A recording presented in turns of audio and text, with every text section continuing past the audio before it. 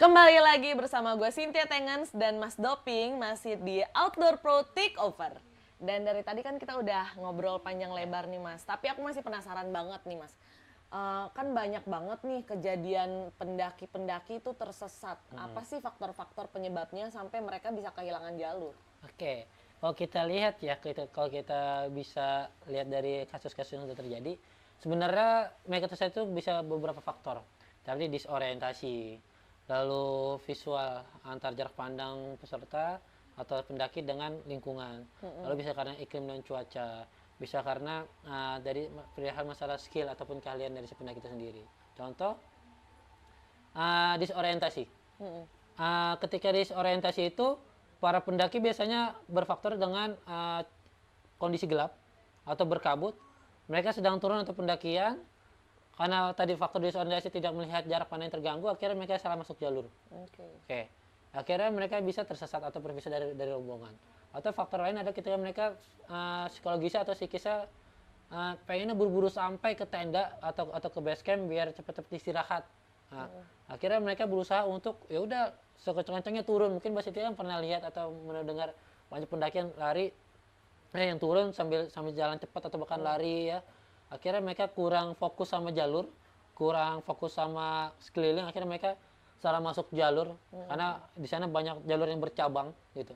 Karena bedanya kalau kita naik gunung kan dia kerucut ya ke atas, kita merucut ya di satu linear, satu jalur. Tapi kita turun melebar. Nah, secara langsung tuh ganggu tuh visual banget tuh. Apalagi kalau beberapa jalur yang banyak jalur anakan. Jalur anakan itu sifatnya ya jalur potongan orang-orang lah. Kadang banyak atau jalur warga-warga lokal yang suka lewat situ. Orang yang belum biasa masuk kira nggak paham jalur, mereka lebos. Lebos tuh istilahnya nyasar lah. Kayak gitu. Jadi itu beberapa faktor sebenarnya. Jadi yang jelas kalau banyak nyasar ya kita harus bisa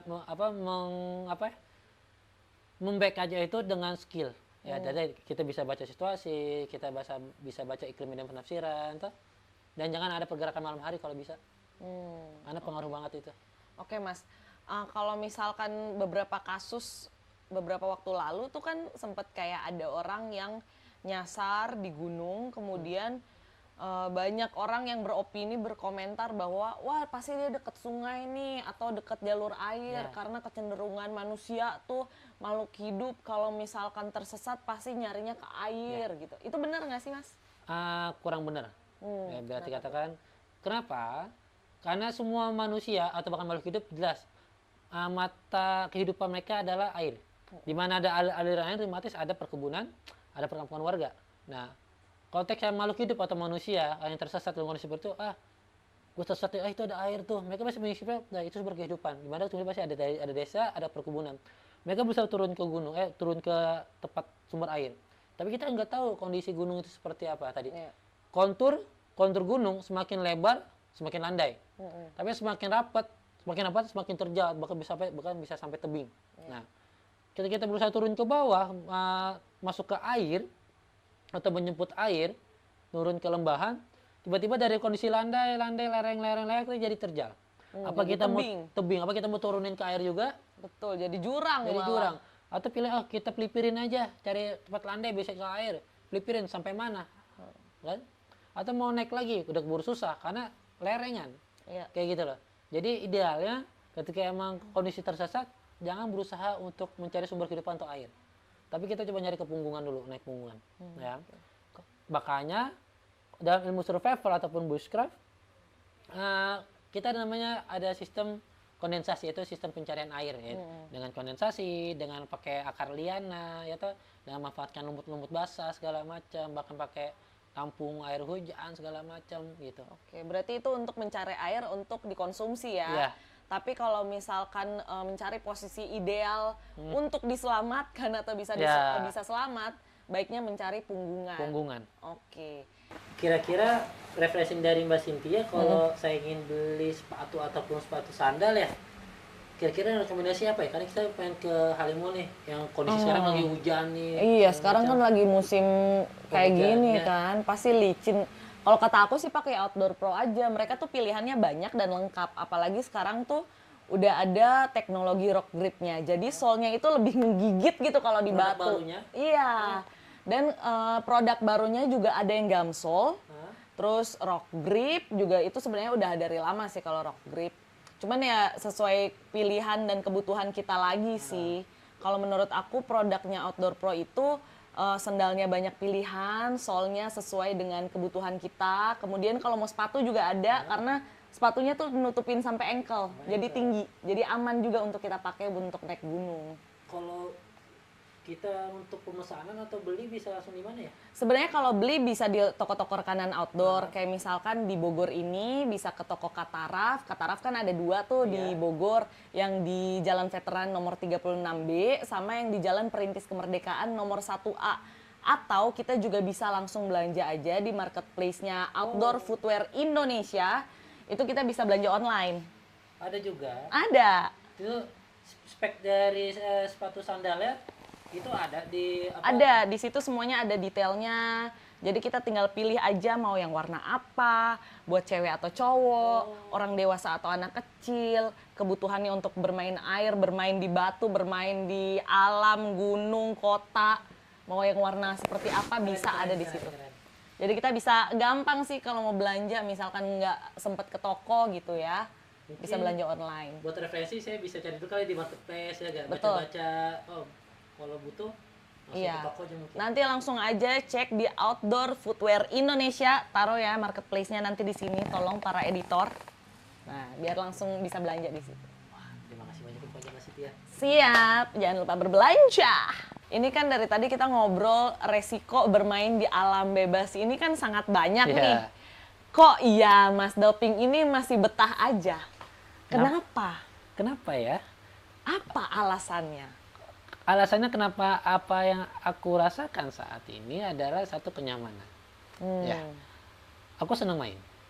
Senang main dan berkata berkegiatan. Jadi teman-teman dari kegiatan alam bebas, kadang maaf mata pencarian dari alam bebas. Di sana dapat aku bisa healing istilahnya. Healing secara psikologis ya, batinku tenang, enjoy, nikmatin. Lalu udah gitu konteksnya adalah ketika aku di alam bebas, ya ini udah jadi tempat kayak rumah aja gitu loh. Jadi kayak tempat aku balik lagi, pasti suatu saat aku pasti bakal balik lagi ke hutan. Aku pasti bakal lagi ke gunung, kan itu udah jadi kayak rumah kedua aja karena udah dapat Udah nyaman kayak kebutuhan udah gitu kebutuhan. Ya. Bukan hanya keinginan saja. Bukan karena tren foto ya. Bukan karena tren kasih makan sosial media. Betul. Udah nyaman aja. Itu yang bikin aku senang sampai sekarang. Bahkan mungkin sampai aku tua akan terus aja kayak gini. Akan terus bermain di alam bebas alam walaupun bebas. banyak resikonya. Jelas. Tapi tentu saja bisa diminimalisir dengan skill dan pengetahuan itu ya, Mas ya. Oke, kalau untuk latihan fisik nih Mas, apa aja sih yang dibutuhkan? Apalagi kalau misalkan mau pendakian itu kan kayak tadi yang kita bahas bahwa pendakian itu setiap gunung pasti konturnya berbeda, teknik yang dibutuhkan juga berbeda. Kalau untuk fisik sendiri, bahkan aku punya temen yang maaf dia nggak bisa jalan seperti orang normal pun masih bisa naik gunung gitu. Benar. Nah, apa aja sih yang dibutuhkan untuk kita bisa tetap fit gitu? Oke. Persiapan fisik. Gunung itu sifatnya kegiatan yang rangkaiannya panjang. Kenapa aku bilang rangkaiannya panjang? Kita nggak berkegiatan jam 7 sampai jam 10, habis itu selesai. Atau kayak olahraga main bola ataupun apapun itu, enggak. Ketika kita udah naik gunung, rangkaiannya sampai sore, habis sore kita bikin tenda, kita camp lagi, kita packing lagi, kita kehujanan, terus kita turun lagi ke bawah. Itu sebuah rangkaian kegiatan panjang. Dimana kalau rangkaiannya panjang, persiapan fisik yang harus kita punya adalah itu ada muscle endurance. Jadi daya tahan dari si otot itu sendiri, termasuk kemampuan VO2 max, tetap kemampuan daya hisap paru-parunya harus bagus. Nah, jadi kalau teman-teman ingin melatih fisik untuk kegiatan naik gunung, terutama, ya latih itu muscle endurance-nya. Kalau muscle endurance mungkin dilari, ya. Nah, karena dilari itu bisa membantu endurance kita, daya tahan tubuh kita bagus. Kalau melatih ototnya bisa main exercise-nya, mungkin repetisinya diperbanyak, ya bisa main uphill, downhill, ya ga?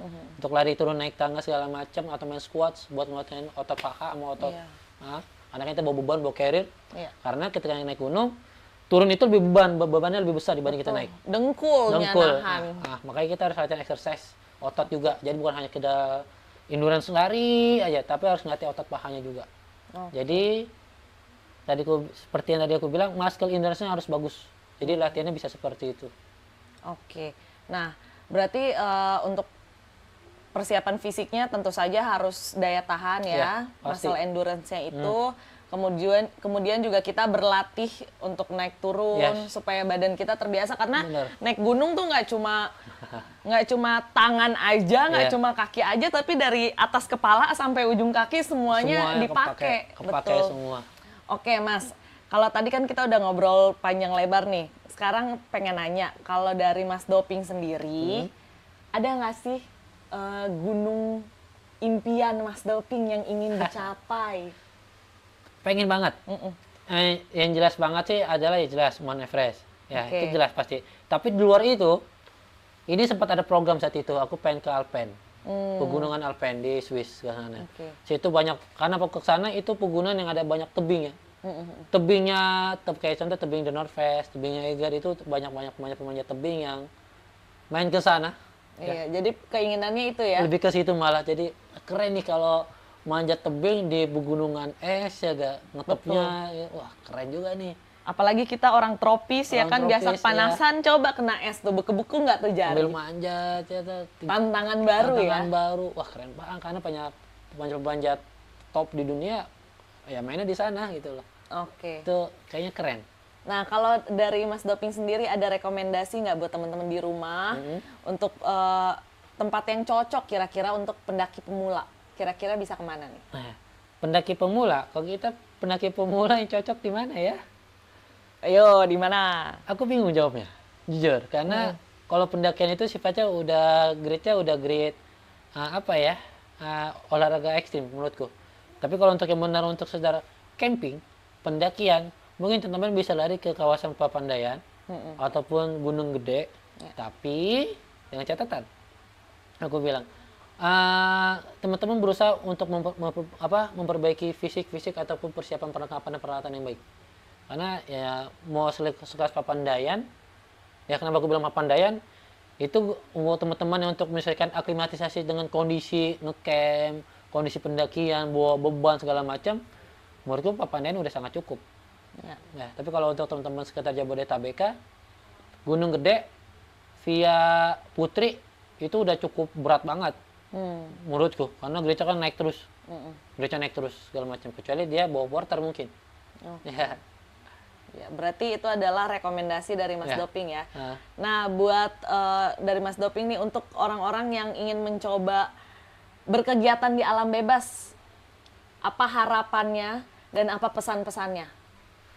Harapan dan pesannya, aku sih minta sama teman-teman, aku mungkin lebih tepatnya teman-teman aja, teman-teman pendaki ya. Harus aware dulu sama diri sendiri ya, jangan ego dalam berkata gue bisa kok, gue sanggup, tapi kondisi fisik nggak support. Betul ya, gue bisa kok pakai tidur pakai flashlight doang, gue bisa kok tidur cuma pakai sarungan doang, padahal kondisi di gunung sana suhunya sedang bisa datang cuma 15 derajat 18 derajat. Oh nggak kayak gitu. Dan berarti kata kita harus aware sama diri sendiri bahwasannya emang gunung di sana kondisinya sedang seperti ini. Ya, cuacanya sedang seperti ini. Yuk sok lengkapi perlengkapan dan peralatan yang support yang sesuai.